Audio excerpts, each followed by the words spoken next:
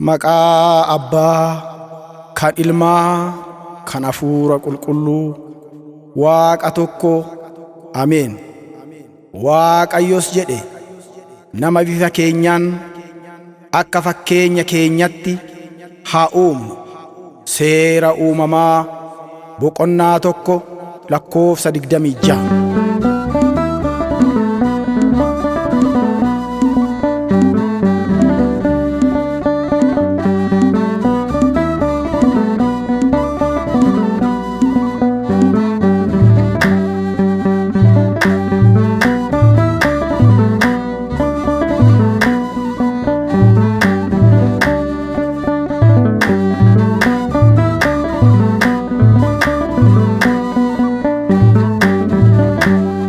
Fakkeenya isaatiin nu uumeera, hidhaa cubbuu keessaa nu baaseera.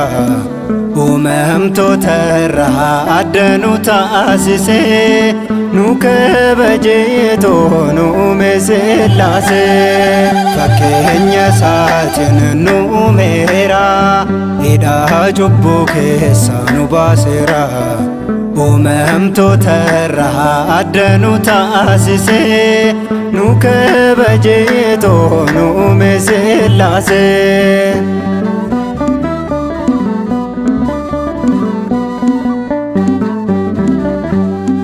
Kottaa samiirraas ni buuna, fakkeenya keenyaan ilma namaa uumna jedhee Waaqayyo yoo dubbatu, tokkummaaf sadummaa yoo nu ibsu.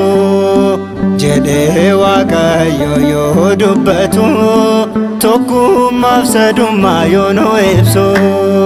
Fakkeenya isaatiin nu uumeera, hidhaa cubbuu keessaa nu baaseera. Uumamtoota irraa adda nu taasise, nu kabajeetoo nu uume Sillaase.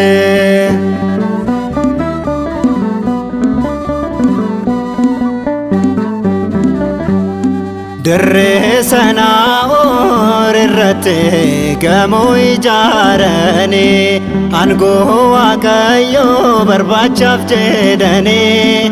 Innis baay'ifnaan afaan isaanii, walii galteellee ni dhabanii.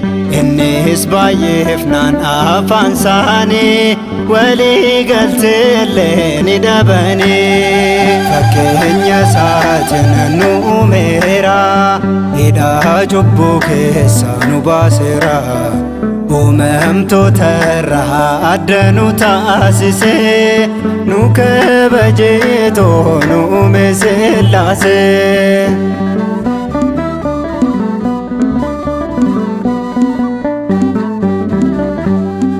Duras kan ture boodas kan jiraatu, bifti isaallee nuyin kan mul'atu. Sillaase jennee isa waamna, nutis maqaa isaan eebbifamna.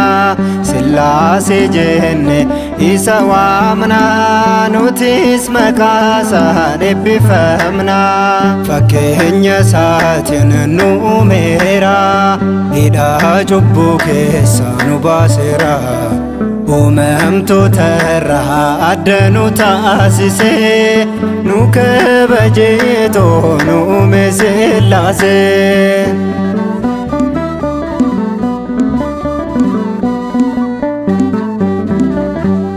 Ejjiitiin isaa kan hin qoratamne, Waaqayyo tokkoon jennee kan amanne. Sillaase jennee isa waamna, nutis maqaa isaan eebbifamna. Sillaase jennee isa waamna, nutis maqaa isaan eebbifamna. Fakkeenya isaatiin nu uumeera, hidhaa cubbuu keessaa nu baaseera. Uumamtoota irraa adda nu taasise, nu kabajeetoo nu uume Sillaase. Fakkeenya isaatiin nu uumeera, hidhaa cubbuu keessaa nu baaseera. Uume namtootarraa adda nu taasisee nu kabajeetoo nu uume Sillaasee.